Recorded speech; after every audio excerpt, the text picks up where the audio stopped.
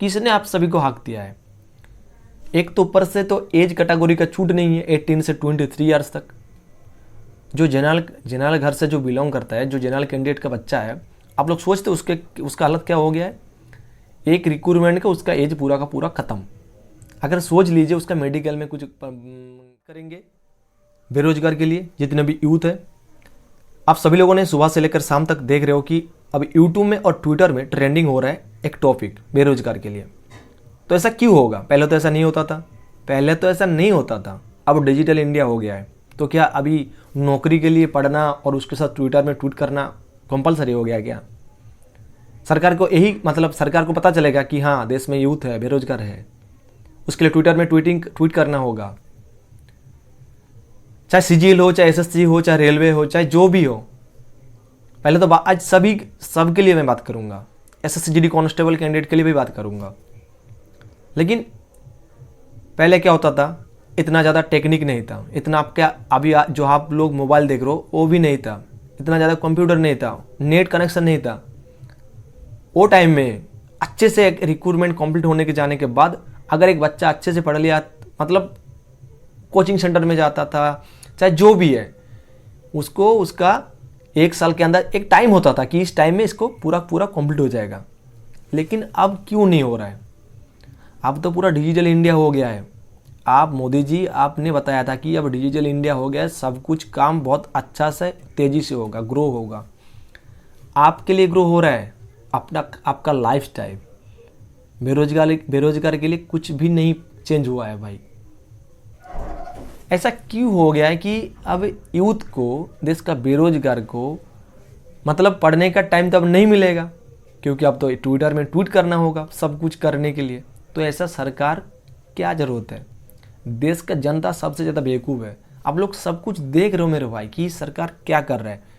हम सभी का कोई सरकार से कोई दुश्मनी नहीं है। जो सरकार, जो गवर्नमेंट बेरोजगार और यूथ के लिए सोचेगा, वो सरकार को इस देश में रहना होगा। और सबसे जो बड़े गलती हम सभी लोगों ने करते हैं, एक सरकार को लगातार मतलब अच्छा ये बैठ गया है, चलो इसको ही लगातार लेके चलते हैं और कोई सरकार को ज़रूरत नहीं है। यही बहुत बड़े गलती करते हैं हम लोग। हम सभी को अभी तय करना होगा कि सरकार जो है अगर काम करेगा तो रहेगा, अगर काम नहीं करेगा तो इसको पैर में लाथी मार के भगा देंगे, चाहे जो भी है, चाहे जो भी सरकार हो। हम सभी को नौकरी चाहिए।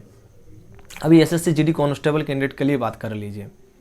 एक तो एज में छूट तो ज़्यादा नहीं मिलता है 18 से 23 ईयर्स तक। पहले क्या होता था? पहले बीएसएफ, सीआरपीएफ, एसएसबी, आईटीबी अलग अलग तरीक़ा का, ये सभी लोगों को पता नहीं है। अभी तो एसएससी सीजीएल चेयरमैन, एसएससी सीजीएसएल, उसके बाद रेलवे, सभी को पता होता है। लेकिन ये जीडी कांस्टेबल के जो पोस्ट होता है ना, सभी को पता नहीं चलता है। जो देश में तैनात होता है border security force, CISF, Assam rifle, CRPF, जो देश का सिक्योरिटी करता है, ज़रूरत सबका होता है। लेकिन इसका खबर किसी को पता नहीं है कि ये भी एक पोस्ट है। आप सभी लोगों ने सुन लीजिए इसका हालत क्या है। पहले क्या होता था? 1 साल के अंदर रिक्रूटमेंट, पहले क्या होता था कि अलग अलग फोर्स का, मतलब बीएसएफ, सीआरपीएफ, जो भी फोर्स है, CAPF, central arm police force का, सबका अलग अलग तरीका का सा रिक्रूटमेंट होता था। और अच्छी से उन लोगों का काम कंप्लीट होने जाने के बाद एक बंदा बीएसएफ में भी देता, सीआरपीएफ में देता, एसएसबी में भी ट्राई करता, एक ना एक हो जाता भाई 1 साल के अंदर।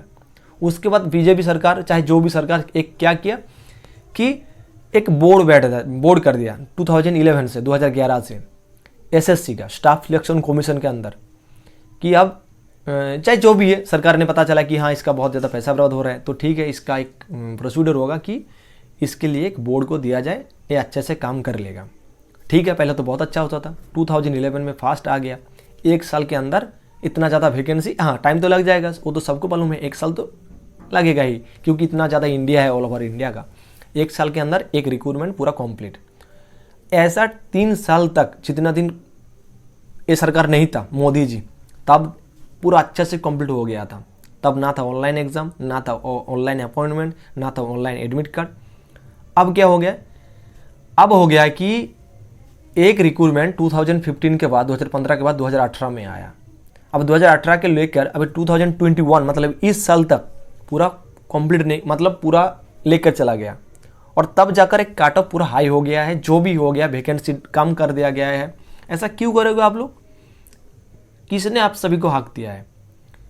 एक तो ऊपर से तो एज कैटेगरी का छूट नहीं है 18 से 23 ईयर्स तक। जो जनरल घर से जो बिलोंग करता है, जो जनरल कैंडिडेट का बच्चा है, आप लोग सोचते उसका हालत क्या हो गया है? एक रिक्रूटमेंट का उसका एज पूरा का पूरा ख़त्म। अगर सोच लीजिए उसका मेडिकल में कुछ प्रॉब्लम हो गया, चाहे उसका एग्ज़ाम में, क्योंकि भाई इतना ज़्यादा तेज कोई भी नहीं है, इतना ज़्यादा तेज दुनिया में कोई नहीं है कि एक एग्ज़ाम में सबका सिलेक्शन हो जाए। मतलब अगर तुम्हारा शौक है कि तुम फौज में जाओगे और तुमने एक ट्राई कर लिया, अगर कुछ भी गलती से तुम्हारे एग्ज़ाम में मतलब एग्ज़ाम क्लियर नहीं कर पाया, तुम सोचोगे कि नेक्स्ट एग्ज़ाम में ट्राई करोगे, तो भाई वो भूल जाओ।